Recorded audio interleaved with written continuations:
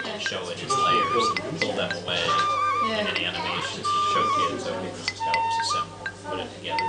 That would be good. This one. We'd have to make that the inside. Yeah. And that's the pen. That's the hill. Oh, okay. And you can just nip out the back door and vision to see that one. But it's in trees, so you have to be quite close, I suspect. Okay.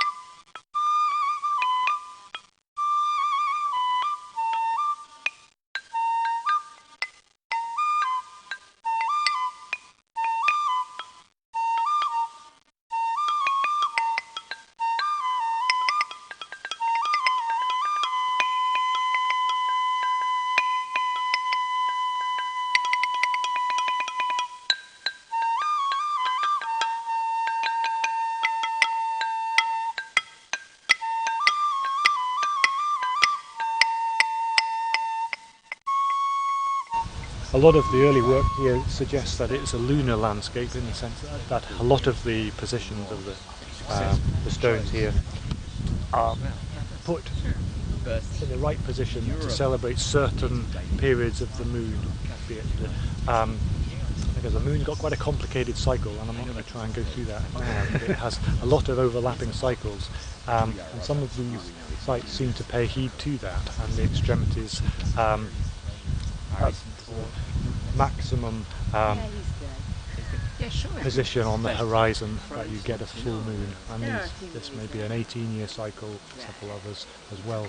So I'd like to think that once we do map the landscape here, we'll be able to interface astronomical readings and winding the clock back to see how these monuments interact with one another, and whether certain monuments were the place you went for the summer solstice or the winter solstice or other key threshold dates or periods in the year.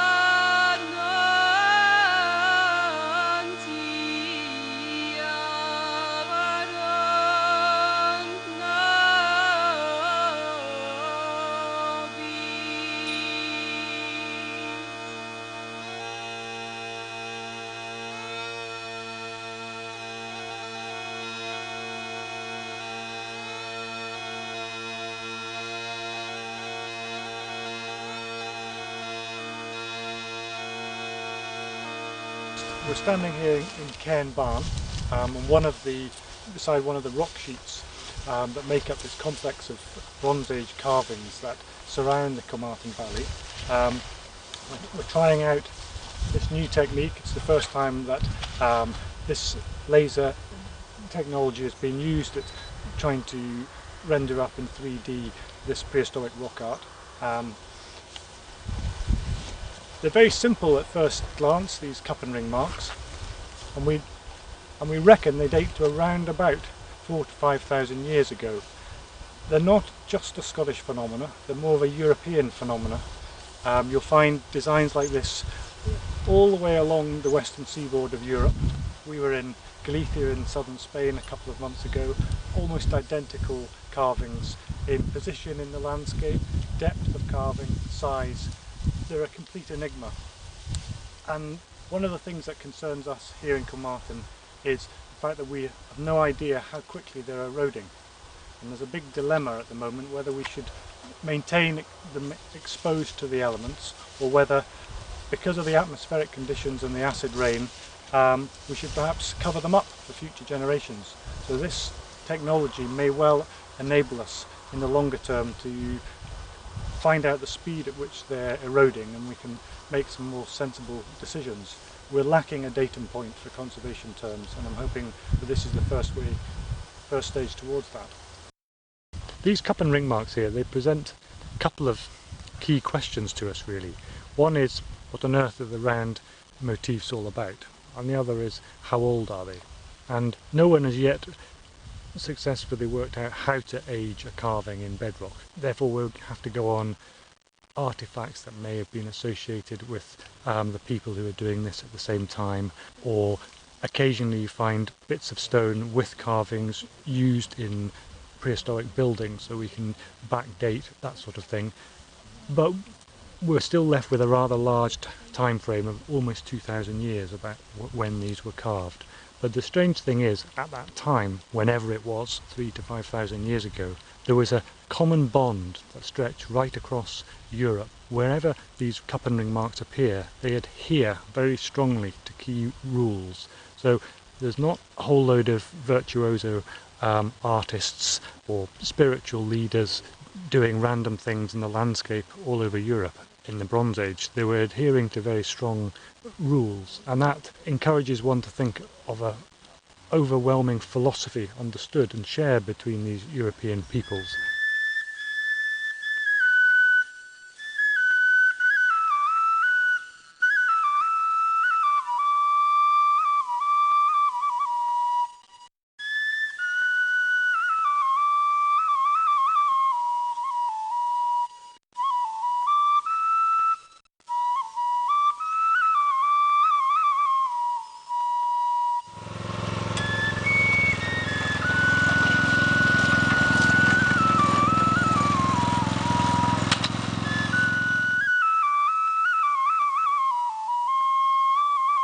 But there's Vic. Say hello, That's a Vic. steep hill. Yeah.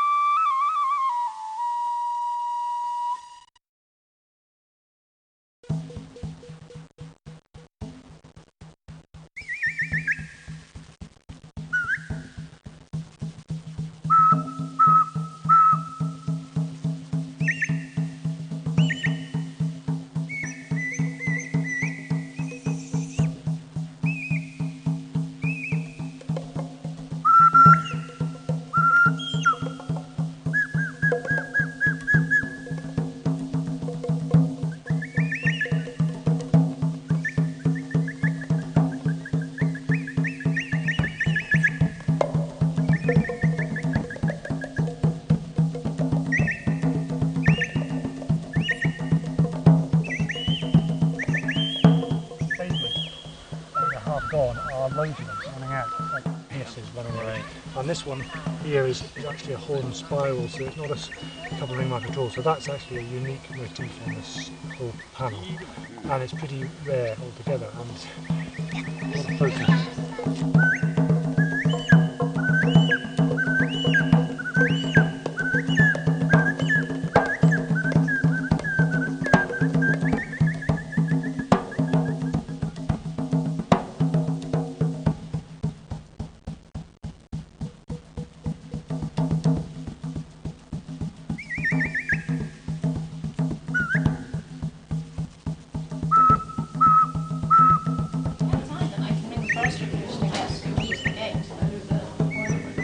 This feels like it looks like we'd have more better. Nice angle at it. Plus, it does have. Looks like more depth. Oh, right. It's very sensitive. And I think the reason you might have been